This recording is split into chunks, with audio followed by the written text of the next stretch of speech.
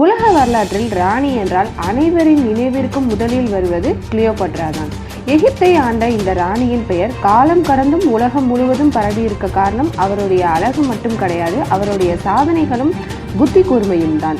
இவங்க அழகிய இளவரசி என்பதை தாண்டி நல்ல தலைமை பண்பு மற்றும் புத்திசாலித்தனமான அரசியல்வாதியும் தான்.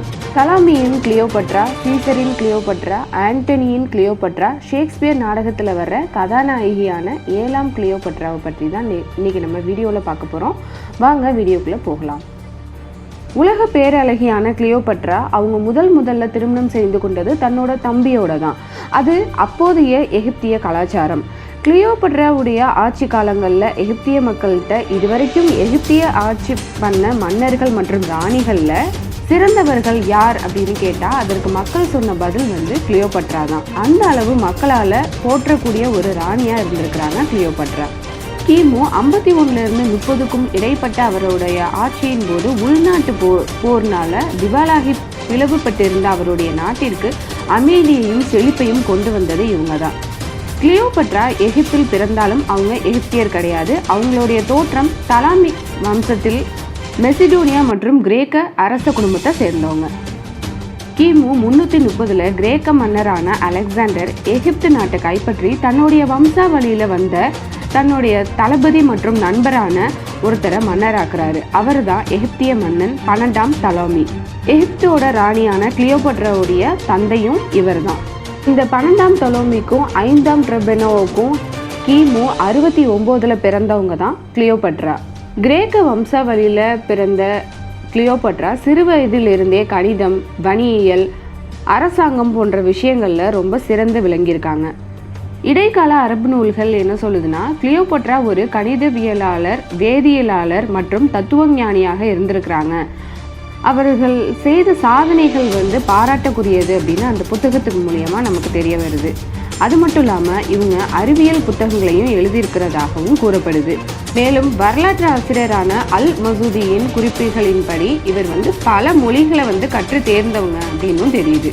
இவங்களுக்கு தாய்மொழியான கிரேக்கம், எகிப்தியோடைய அரபு மற்றும் ஹிப்ரு, அராமிக், லத்தீன் உட்பட 5லிருந்து 9 மொழிகள் வரைக்கும் இவங்களுக்கு தெரியுது அப்படின்னு சொல்கிறாங்க. உலகத்தோட அழகான பெண்ணாகவும் இருந்திருக்கிறாங்க. சிறு வயதிலேயே தன்னுடைய தந்தை 12ஆம் டலாமி இறந்து போகிறாரு. அந்த பொறுப்புக்கு கிளியோபட்ரா வர்றாங்க. ஆனால் எகிப்திய முறைப்படி ஒரு ஆண் துணை இல்லாமல் ஒரு பெண்ணால் ஆட்சி செய்ய முடியாது. டலாமிய வம்சத்தில் வெளிநபர்களுடைய ரத்தம் கலந்துடக்கூடாது அப்படின்னு சொல்லி தன்னுடைய சகோதரனையே கல்யாணம் பண்ணிக்கிறாங்க. அவர் தான் 13ஆம் டலாமி.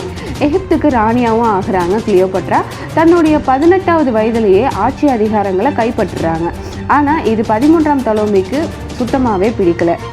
மக்களை பொறுத்தவரையும் கிளியோபட்ராவுடைய ஆட்சி பிடிச்சிருக்கு. விவசாயம், கல்வி, கட்டிடக்கலை அப்படின்னு எல்லாவற்றிலையும் எகிப்தியர்களை முன்னேற்றி கொண்டுட்டு போகிறாங்க. மக்களுக்கான எல்லா தேவைகளையும் நிறைவேற்றுறாங்க. இதுவரைக்கும் அங்கே ஆட்சி செய்த மன்னர்கள் அந்த அளவு இவங்கள மாதிரி பண்ணலை. அதனால் கிளியோபட்ரா தான் சிறந்த ஆட்சியாளர் அப்படின்னு எகிப்திய மக்கள் நம்புகிறாங்க. இதை பார்த்த 13ஆம் டலாமிக்கு கோபம் வருது. எப்படியாவது கிளியோபட்ராவை வீழ்த்தி எகிப்தை தன்னுடைய கட்டுப்பாட்டுக்குள்ளே வைக்கணும் அப்படின்னு நினைக்கிறாரு. அதனால் கிளியோபட்ராவை எகிப்திலிருந்து சிரியாவுக்கு நாடு கடத்துறாரு. தன்னுடைய நாட்டை எப்படியாவது மீட்டெடுக்கணும் அப்படின்னு சொல்லி ரோம் மன்னரான ஜூலியஸ் சீசரை உதவி கேட்குறாங்க கிளியோபட்ரா. ஜூலியஸ் சீசரும் கிளியோபட்ராவுக்கு உதவுறாரு. ஒரு படையை திரட்டி 13ஆம் டலாமியை எதிர்த்து நிற்கிறாங்க. அவரை வீழ்த்தி எகிப்து நாட்டை திரும்ப கைப்பற்றுறாங்க கிளியோபட்ரா. 13ஆம் டலாமி அந்த போரில் நைல் நதியில் மூழ்கி இறந்தும் போகிறாரு. கிளியோபட்ரா மறுபடியும் எகிப்தோட ராணி ஆகிறாங்க. ரோம் மன்னரான ஜூலியஸ் சீசரும் தன்னுடைய ரோம் நாட்டை விட்டுட்டு கிளியோபட்ரா கூடவே எகிப்திலேயே தங்க ஆரம்பிக்கிறாரு. சில நாட்கள் இப்படியே போகுது. ரோம் மன்னரான ஜூலியஸ் சீசர் கிளியோபட்ராவை திருமணம் செஞ்சுக்கிறாரு. அவங்களுக்கு ஒரு ஆண் குழந்தையும் பிறக்குது. அவர் பேர் சிசேரியன். தன்னோட ஆட்சி காலத்தில் பிறக்க இருக்கும் எல்லா குழந்தைகளையும் தாயின் வயிற்றை கீறி தான் வெளியில் எடுக்கணும் அப்படின்னு சொல்லி சீசர் உத்தரவு பிறப்பிக்கிறாரு. இதுதான் சிசேரியன் பிரசவத்தோட வரலாறும் இதுதான். ஜூலியஸ் சீசர் கிளியோபட்ராவோட எகிப்து வந்தப்போ அவருடைய வயது 52. கிளியோபட்ராவுக்கு வெறும் 21 தான் ஆகுது. எகிப்துடைய அந்த கட்டடக்கலை, அந்த தொழில்நுட்பங்கள் எல்லாத்தையும் பார்த்து அதே மாதிரி தன்னுடைய நாடான ரோம்லையும் எகிப்திய முறையிலான கட்டடங்கள் எல்லாம் கட்ட ஆரம்பிக்கிறாரு சீசர். இப்படியே ரோம் நாடு முழுவதும் எகிப்திய கலாச்சாரங்கள் பரவ ஆரம்பிக்குது. கிளியோபட்ராவும் சீசரும் எகிப்தில் இருந்து ரோமுக்கு வந்து தங்கி இருக்கிறாங்க. ஆனால் இந்த விஷயம் ரோம் நாட்டில் இருக்கிற அந்த மக்களுக்கும் மந்திரிகளுக்கும் பிடிக்கலை. தங்களுடைய மன்னர் வேற நாட்டுடைய அந்த கலாச்சாரம் வந்து ரோமுக்குள்ளே கொண்டுட்டு வர்றதையும், அதே மாதிரி வேறு நாட்டுடைய ராணியை வந்து திருமணம் செஞ்சதும் அவங்களுக்கு சுத்தமாகவே பிடிக்காத ஒரு விஷயமா இருந்துட்டு இருக்குது. சீசரையும் கிளியோபட்ராவையும் கொன்றலாம் அப்படின்னு சொல்லி முடிவும் பண்ணுறாங்க. அதே மாதிரி ரோம் அரசவையில் வச்சு மன்னர் ஜூலியஸ் சீசரை மந்திரிகளும் நண்பர்களும் சேர்ந்து கொன்னுடுறாங்க. மொத்தம் 23 கத்தி குத்துகள். அப்போது யூ டூ ப்ரூட்டஸ் என்று சீசர் சொன்னது ஷேக்ஸ்பியர் நாடகத்தின் உலக புகழ் பெற்ற வசனமாக இருந்தது.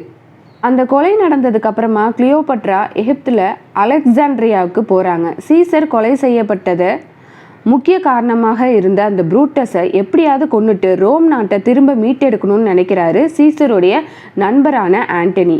கிளியோபட்ராவுடைய உதவியோட ப்ரூட்டஸை கொன்னுட்டு ரோம் நாட்டை தங்களுடைய கட்டுப்பாட்டுக்குள்ளே கொண்டுட்டு வராரு ஆண்டனி. இந்த காலங்களில் கிளியோபட்ராவுடைய புகழ் ரோம்லையும் எகிப்துலையும் பரவ ஆரம்பிக்குது. பல புதிய சட்டங்களை கிளியோபட்ரா கொண்டுட்டு வர்றாங்க. முக்கியமாக அந்த நாட்டில் அச்சிடக்கூடிய நாணயத்தில் கூட தன்னுடைய உருவம் தான் இருக்கணும் அப்படின்னு வந்து சொல்கிறாங்க. அதே மாதிரி தான் உலகத்திலேயே அழகான ஒரு பெண்ணாக இருக்கணும் அப்படின்னு சொல்லி தங்கம் மற்றும் வைரங்களால் செய்யப்பட்ட உடைகளை ஆரம்பித்து நகைகள், வாசனை திரவங்கள் அப்படின்னு பல விஷயங்கள் தன்னுடைய அழகுக்காகவே பயன்படுத்த ஆரம்பிக்கிறாங்க.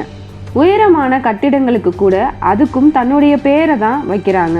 இப்படி எல்லா மக்களும் பார்த்து பிரமிச்சு போகக்கூடிய அளவுக்கு அழகா இருந்த கிளியோபட்ராவை ஆண்டனிக்கும் பிடிக்க ஆரம்பிக்குது. கிளியோபட்ராவுக்கும் ஆண்டனிக்கும் 3 குழந்தைகள் பிறக்குது. இப்படி ரோமுடைய ஆட்சியாளரான ஆண்டனி எகிப்திலே வந்து சில வருடங்கள் தங்கியிருந்ததால இந்த வாய்ப்பை பயன்படுத்திய ஜூலியஸ் சீசருடைய வளர்ப்பு மகனான ஆக்டிவியன் ரோம் நாட்டை கொஞ்சம் கொஞ்சமாக கைப்பற்ற ஆரம்பிக்கிறாரு. அப்போதான் கிளியோபட்ராவும் ஆண்டனியும் எகிப்திலிருந்து ரோமுக்கு போகிறாங்க. பிரமாண்டமான கப்பலில் கிளியோபட்ரா ரோமுக்குள்ளே வந்து இறங்குறாங்க. கிளியோபட்ரா மறுபடியும் ரோமுக்குள்ளே வந்தது அங்கே இருந்த மக்களுக்கும் ஜூலியஸ் சீசருடைய வளர்ப்பு மகனுக்கும் பிடிக்கல. எங்கே தன்னுடைய ஆட்சிக்கு கிளியோபட்ரா பிரச்சனையாக இருப்பாங்களோ அப்படின்னு நினச்சி ஆண்டனிக்கும் கிளியோபட்ராவுக்கும் எதிராக போர் தொடுத்து 2 பேரையும் கொல்ல நினைக்கிறாரு ஆக்டோவியன். நினச்ச மாதிரியே கிளியோபட்ராவுக்கும் ஆண்டனிக்கும் எதிராக ஒரு படைகளை திரட்டி போருக்கு தயாராகிறாரு. ரோம் கோவில்களில் கிளியோபட்ராவுக்கு எதிரான போர் முழக்கம் ஆரம்பிக்குது. சரியாக கிமு 31 கிளியோபட்ரா ஆண்டனியுடைய படைகளுக்கும் ஆக்டோனுடைய படைகளுக்கும் இடையில் ஆண்டேரியம் என்ற இடத்துல கடற்படை போர் நடக்குது. இந்த போரில் கிளியோபட்ராவுடைய மொத்த படைகளையும் ஆக்டோவியனுடைய அந்த ரோம படைகள் தோற்கடிக்கிறாங்க. போரில் தோத்ததுக்கப்புறமா ஆக்டோவியன் ஆண்டனியை கைது பண்ணுறாரு. கிளியோபட்ரா தப்பிச்சு எகிப்தில் உள்ள அலெக்சாண்ட்ரியாவுக்கு போகிறாங்க. ஆக்டோவியன் விடாமல் கிளியோபட்ராவை தேடி எகிப்துக்கே போகிறாரு. அப்போ தான் கிளியோபட்ராவுக்கு தெரிய வருது ஆண்டனி சிறையில் இருக்கிறாரு அப்படிங்கிறத அவங்க கேள்விப்பட்டு மனமுடைஞ்சு தற்கொலை பண்ண போகிறதா ஒரு கடிதம் வந்து எழுதி அதை வந்து ஆண்டனிக்கு அனுப்புகிறாங்க. அந்த கடிதத்தை படித்த ஆண்டனி கிளியோபட்ரா இறந்துட்டாங்க அப்படின்னு நினச்சி ஆண்டனியும் தற்கொலைக்கு முயல்றாரு. ஆனால் அதற்கான ஏற்பாடுகள் முறையாக செய்யாததுனால அவங்க சாகலை. ஈரஸ் என்று தனக்கு நம்பும்படியான ஒரு அடிமையை அழைத்து என்னை வந்து நீ வெட்டி கொள்ளு அப்படின்னு சொல்லி ஆண்டனி வந்து உத்தரவிடுறாரு. வாளை ஓங்கிய ஈரஸ் ஆண்டனியை வெட்டாமல் தன்னைத்தானே வெட்டி கொள்றாரு. ஏன்னா அந்த அளவுக்கு ராஜ விசுவாசம் உடையவராக இருக்கிறாரு. ஆண்டனியோட பாதங்களில் அவருடைய உடல் வந்து விழுகுது. அதை பார்த்த ஆண்டனி, நல்லது ஈரஸ், நான் என்ன செய்ய வேண்டும் அப்படிங்கிறத நீ செஞ்சு காமிச்சிட்ட அப்படின்னு சொல்லி வாளை எடுத்து தன்னோட வயிற்றில் வெட்டுறாரு. ஆனால் உயிரை குடிக்கும் அளவுக்கு ஆழமான வெட்டுலாம் கிடையாது. அதுக்கப்புறமா படுக்கையில் சாய்ந்து கொண்டு என்னை எப்படியாவது வெட்டி கொல்லுங்கள் அப்படின்னு சிலருக்கு உத்தரவிடுறாரு. அதை கேட்ட ஊழியர்கள் வந்து அச்சத்தில் ஓடி வந்து பார்க்குறாங்க. வேதனையில் புரண்டு கொண்டுட்டு இருந்த ஆண்டனியை வந்து கிளியோபட்ராட்ட வந்து தூக்கிட்டு போகிறாங்க டயமிடஸ். ஜன்னல் பக்கமாக வந்து பார்த்த கிளியோபட்ரா கயிறை கட்டி ஆண்டனியை வந்து மேலே அனுப்புங்க அப்படின்னு சொல்லி உத்தரவிடுறாங்க. இரத்த விளராக இறந்து கொண்டிருந்த ஒரு மனிதனை கயிற்றை கட்டி மேலே தூக்குவதுங்கிறது அவ்வளோ லேசான காரியம்லாம் கிடையாது. ஒரு பக்கம் அந்த ஆண்மகனோட கணம், இன்னொரு பக்கம் கனத்து கொண்டிருந்த அந்த மனம். ஆனாலும் எப்படியோ தூக்கிட்டு தான் இருந்த அந்த அறைக்குள்ளே வந்து ஏற்றிடுறாங்க. ஆண்டனியை பார்த்த கிளியோபட்ரா வந்து அழ ஆரம்பிக்கிறாங்க. தன்னுடைய நகங்களால் தண்ணியே பல இடங்களில் வந்து கீரியும் கொள்கிறாங்க. அழாத அப்படின்னு சொல்லி சைகை காட்டிய ஆண்டனி கொஞ்சம் மது கேட்குறாரு. அவருக்கு ரொம்ப தாகமாக இருந்ததாகவும் அந்த மது தான் தன்னுடைய இறுதி உணவாக இருக்கணும் அப்படின்னு சொல்லி அவர் நினச்சிருக்கிறாரு. அதையும் வந்து கிளியோபட்ரா கொடுக்குறாங்க. அதுக்கப்புறமா ஆண்டனி கிளியோபட்ராட்ட என்ன சொல்கிறாருன்னா, ஆக்டோவினுடைய உதவியாளரான ஜூலியஸை நீ நம்பு அப்படின்னு வந்து சொல்கிறாரு. நடந்ததை நினச்சி எதுக்காகவும் வருந்தாத, நான் வந்து கௌரவமான ஒரு ரொமானியனால தான் இன்னொரு ரொமானியனை வந்து கையாளுற ஒரு வெற்றி கொள்ளப்பட்டேன் அப்படின்னு வந்து ஆண்டனி சொல்கிறாரு. அதுக்கப்புறமா கிளியோபட்ராவோட மடியிலே ஆண்டனி இறந்தும் போகிறாரு. ரத்த கரை படிந்த ஆண்டனியின் வாளை வந்து ஒருத்தர் எடுத்துகிட்டு போய் ஆக்டோவியன்கிட்ட கொடுத்து ஆண்டனி தற்கொலை செய்து கொண்டதாக சொல்கிறாரு. அதை கேட்ட ஆக்டோவியன் ஒரு உண்மையான வீரனோட இழப்புக்காக வருத்தமும் அடைகிறாரு. உடனே பெஹ்ரூஸை வந்து அழைச்சிட்டு கிளியோபட்ரா உயிரோடு இருந்தாங்கன்னா அவங்கள வந்து கைது செஞ்சுட்டு அழைச்சிட்டு வா அப்படின்னு ஆள் அனுப்புகிறாரு. ஆனால் அவரை வந்து உள்ளே அனுமதிக்காமல் கதவுகளை வந்து பூட்டி வைக்கிறாங்க கிளியோபட்ரா. ஆண்டனியோட அந்த கயிற்றை கட்டி மேலேற்றிய அதே ஜன்னல் வழியாக மேலே ஏறி உள்ளேயும் போகிறாரு அந்த பெஹ்ரூஸ். அவரை கண்டதும் மறைந்து வைத்திருக்கும் குறுவாளால் தற்கொலை செய்கிறதுக்கு முடிவு பண்ணுறாங்க கிளியோபட்ரா. ஆனால் அதற்குள்ளே பாய்ந்து சென்று பெர்குலஸ் வந்து அதை பிடுங்குறாரு. நீ உனக்கும் அக்டோபஸ் சீசருக்கும் துரோகம் செய்தவளாகி விடாத, அவர் வந்து இரக்கமற்றவர் என்று நீ தவறாக நினைத்து கொண்டுட்ருக்கிற அப்படின்னு வந்து சொல்கிறாரு. அவர் சொன்னதும் உண்மைதான். ஆண்டனியை வந்து உரிய மரியாதைகளுடன் கிளியோபட்ராவே அவள் விருப்பப்படி அடக்கம் செய்யணும் அப்படின்னு சொல்லி ஆக்டோபஸ் சீசர் வந்து ஏற்பாடு செஞ்சுட்டு இருக்கிறாரு. இதுக்கப்புறமா கிளியோபட்ரா வந்து பூ நாகங்களை தன்னோட தலையில விட்டு கொத்த விட்டு தன்னோட வாழ்வை வந்து முடிச்சுக்கிறாங்க. நீ ஒரு ராஜா, நீ ஒரு ராணி என்றெல்லாம் நாம் சாதாரண மனிதர்கள்ட்ட சொல்கிறோம். ஆனால் ராஜாக்களின் ராணிகளின் வாழ்வெல்லாம் பொறாமையாலும் துரோகத்தாலும் இரத்தத்தாலும் சூழப்பட்ட வாழ்வு என்பதை இந்த வரலாறு நமக்கு காட்டுது.